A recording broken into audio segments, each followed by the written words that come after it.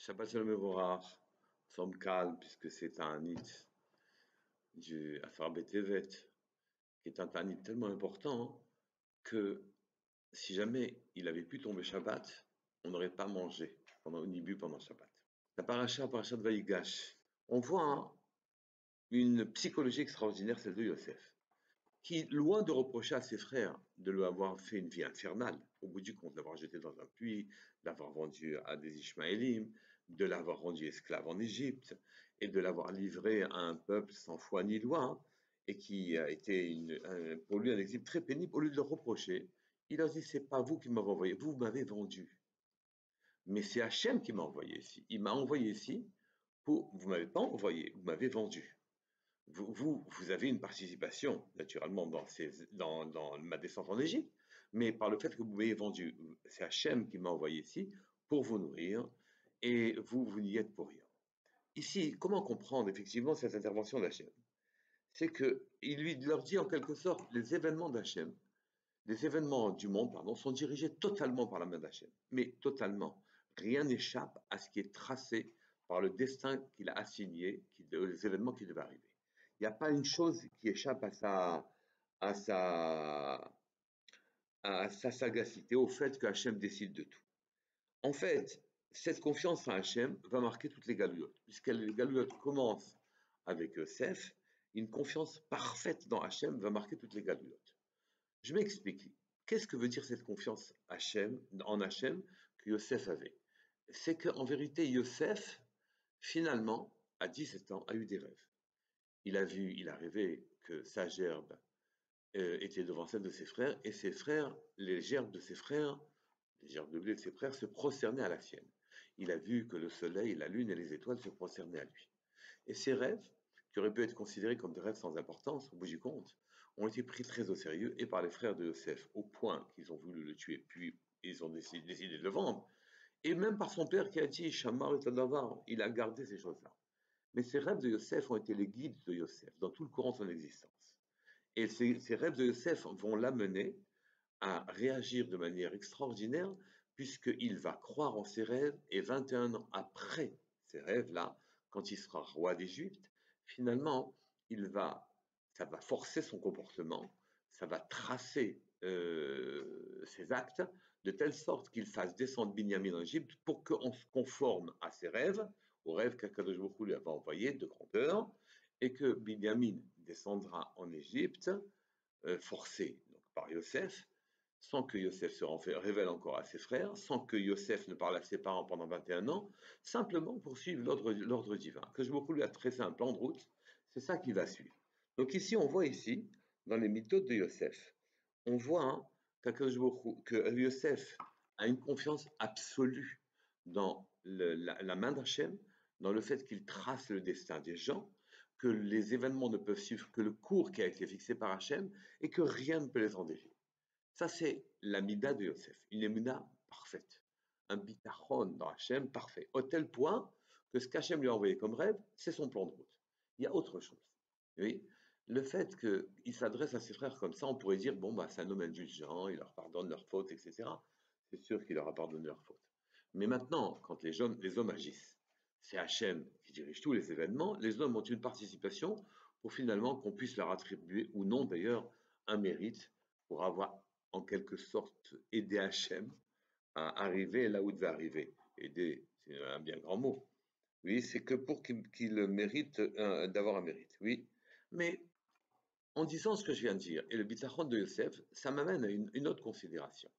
En disant que tout ce qui est vivant sur Terre concourt à réaliser le projet divin, je suis en train d'unir en quelque sorte, par ma réflexion, par cette idée-là, que toutes les étincelles que contiennent les personnes qui les font vivre, l'étincelle de vie qu'ils ont en eux, l'étincelle divine, l'image divine qu'ils ont en eux, oui, en vérité, quand je dis que tout concourt, je suis en train de réunir toutes les étincelles en n'en faisant qu'une seule, et que le nom divin, à ce moment-là, n'est plus divisé. Les étincelles, chacun avec sa DA, chacun avec sa manière de voir, ils sont réunis en une seule, dans cette idée-là, qu'ils concourent tous à faire ce qu'Hachem a décidé. Donc, Yosef fait deux choses. D'un côté, il a une confiance absolue dans Hachem. à telle enseigne qui suit les rêves, que 22 ans, que 21 ans après, il continue de suivre les ordres qu'Hachem lui a donnés par ces rêves-là, et cette confiance qu'il dirige le monde entier, oui, qu'il n'y a rien qui échappe à, à ce que le monde soit dirigé, tous les événements, rien n'échappe à Hachem, mais ça aussi, il se cache derrière ça une autre idée, c'est que tout ce qui est vivant sur Terre participe au projet divin d'une manière générale. Dans cette idée-là, je réunis, en ma manière de voir, hein, je réunis le fait qu'Hachem devient, je réunifie en quelque sorte toutes les forces et je les attribue à Hachem. Et Hachem est Echad. Donc je fais deux choses. J'ai confiance dans Hachem, un. Deuxièmement, je sers Hachem. Et je sers Hachem d'une troisième manière encore. Quand on vous demande, mais comment tu veux aimer Hachem? Tu l'aimeras, tout ton cœur, etc. Mais comment tu veux que j'aime Hachem? Hachem, il n'est pas perceptible, je ne peux pas le toucher, je ne peux pas le voir, je ne peux pas le comprendre. Oui, on me dit, c'est très simple. Il y a des étincelles dans chacun des hommes. Si tu aimes l'homme pour l'étincelle divine qu'il contient, pour l'image divine qu'il a en lui, alors à ce moment-là, tu aimes les hommes pour Hachem, et donc c'est comme si tu aimais Hachem en aimant et en aidant ces créatures, en les soutenant, en leur apportant les michria, shalachani Hachem. Il m'a amené ici pour vous nourrir, pour vous aider, pour vous diriger, pour vous mettre dans les bonnes conditions qui vous permettent à ce moment-là, hein, de faire ce que vous devez faire dans la vie et dans l'existence. Donc maintenant, on a compris de Yosef deux choses. On a compris que Yosef, qui est descendu en Galoute, la manière dont il s'est protégé pour devenir Yosef Hatzadik, c'est que sa foi en Hachem était inébranlable, que c'est Hachem qui dirige tout, et que tout concourt en quelque sorte à ce que les desseins d'Hachem soient accomplis, et que notre service divin consistera à aider, à soutenir, à aimer dans les créatures leur étincelle divine pour qu'elles fassent tout ce qu'elles doivent faire. C'est comme ça qu'on se comporte en Galoute, c'est comme ça qu'un esclave devient roi, c'est comme ça que les Juifs vont, puisque l'Égypte est la première de toutes les Galiotes, vont subir sans dériver les Galouillotes d'une manière générale. Ici, en vérité, Yaakov et Yosef, Yaakov va inaugurer, en faisant descendre toute sa famille, toutes les personnes qu'il a formées au service divin, en les faisant descendre en Égypte. En vérité, Yaakov avait très peur, donc la galoute commence avec Yaakov, mais elle était préparée par Yosef. Donc Yosef nous a indiqué comment on doit faire en galoute pour pouvoir résister à l'assimilation d'une certaine manière. Et par assimilation, je n'entends pas assimilation aux choses matérielles. J'entends qu'en vérité, perdre notre véritable dimension, notre capacité de percevoir Hachem. En vérité, Yaakov et Yosef ont inauguré une nouvelle dimension dans la révélation divine.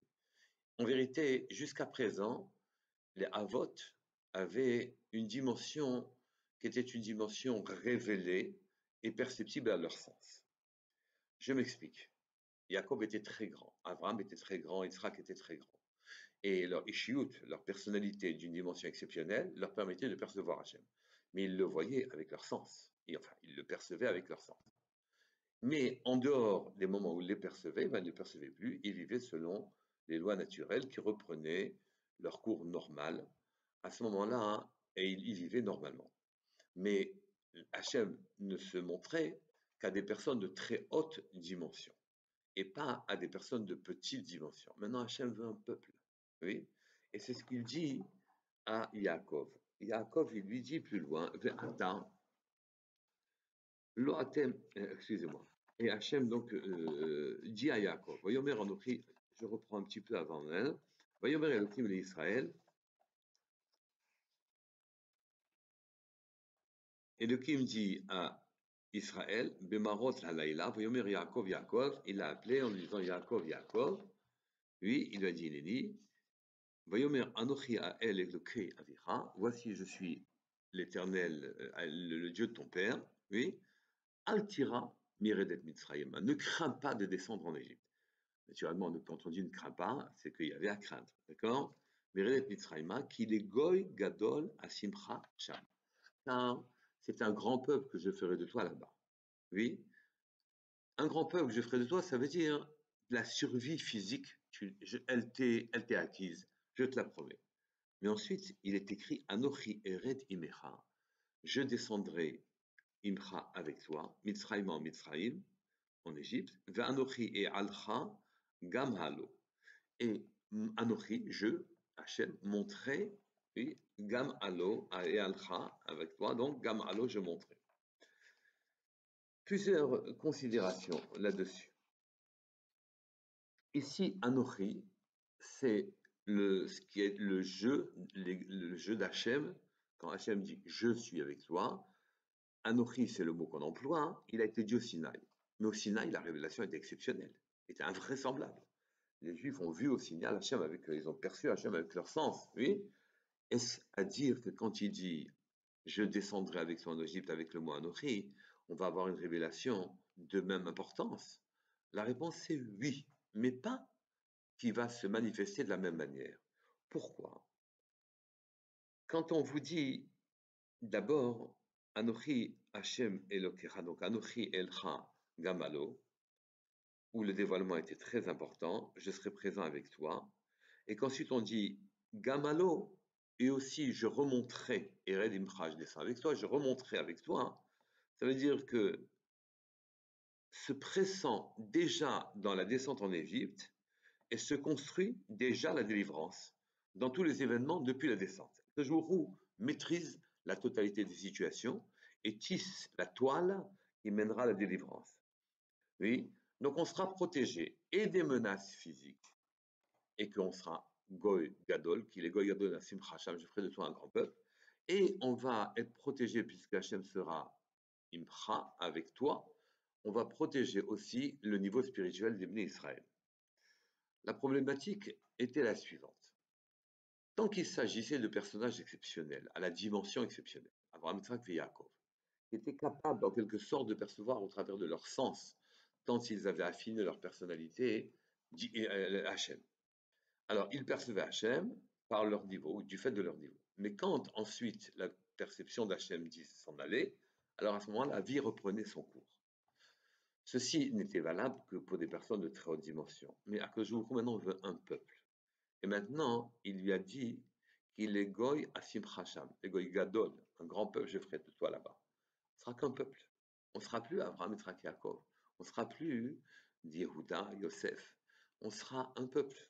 Mais un peuple, à ce moment-là, il perd le niveau, il redescend à zéro. Comment faire pour pouvoir être un peuple dit Gadol?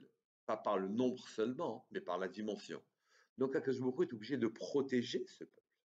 Et il lui dit à Yaakov, je ferai de toi un grand peuple, donc physiquement, votre survie physique est assurée, mais je ferai de toi aussi, je descendrai avec toi, ça veut dire que ton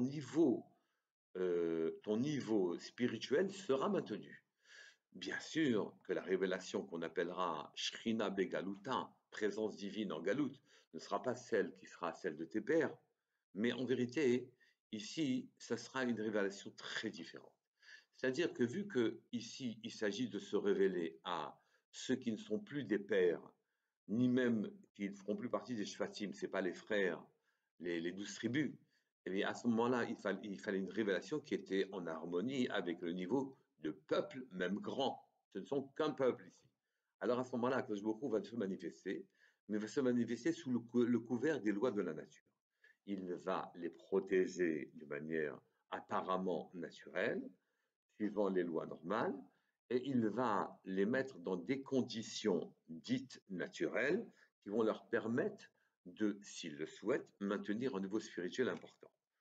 Et c'est comme ça qu'à ce moment-là, hein, la pré-révélation divine sera aussi forte qu'au Sinaï, car il sera invraisemblable qu'ils survivent physiquement dans les conditions d'oppression ou de détresse terribles qu'ils devront subir, mais non seulement ils ne seront pas détruits physiquement, mais en plus de ça, hein, ils seront sauvés spirituellement. Car surveillera sans arrêt leur niveau, au point que la maîtrise des événements est telle que Allo, Gam Allo, je monterai aussi avec toi. Quand tu remonteras, je serai toujours avec toi. C'est-à-dire les événements, on est en train de, dès qu'on est descendu, on est déjà en train de monter avec lui, sans arrêt avec Hachem. Et donc Hachem définit les événements qui nous amèneront tous à la délivrance. À ceci, naturellement, il faut ajouter que Yosef nous a indiqué comment faire pour bénéficier de cette providence particulière. La providence des grands, ce qui leur apparaissait d'après leur sens. La providence des petits, notre providence à nous, celle qui s'adresse qu'à nous, c'est de voir les lois naturelles dévier et se mettre à notre service de manière étonnante, qui n'a rien à voir avec la moindre logique, et nous faire survivre et physiquement et spirituellement. Et alors à ce moment-là, comment on y arrive? C'est très simple. En ayant dans la galoute, malgré l'oppression et la détresse qui parfois peuvent être naturellement épouvantables, alors on garde en nous une confiance absolue que c'est Hachem qui mène tout.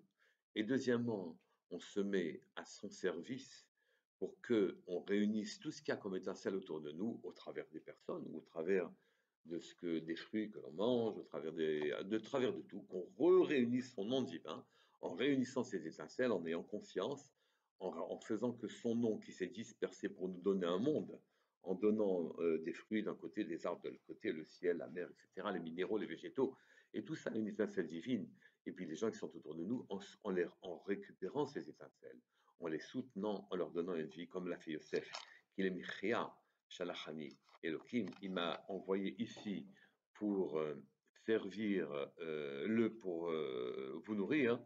Donc j'ai fait mon travail, dit Yosef, en ayant une confiance absolue dans les desseins qu'Hachem voulait accomplir, qu'ils allaient s'accomplir, en ayant une confiance absolue que c'est lui qui a eu la maîtrise de tout, et en sachant le servir et en servant ces créatures comme elles doivent être servies, et en réunissant son nom, à partir de ce moment-là, la nouvelle providence, la nouvelle Ashgacha, la nouvelle surveillance qu'Akadosh Baruch Hu nous réserve, c'est que bien qu'on ne soit pas comme Abraham, Isaac et Yaakov, capable de percevoir Hachem avec nos sens, on sera cette fois-ci capable de faire dévier les lois de la nature de manière étonnante pour qu'elles assurent notre survie matérielle et spirituelle dans ce monde, et que je souhaite, Bezrat Hashem Yitbarach, que Baruch Hu nous apporte rapidement la délivrance, somme calme, que vous soyez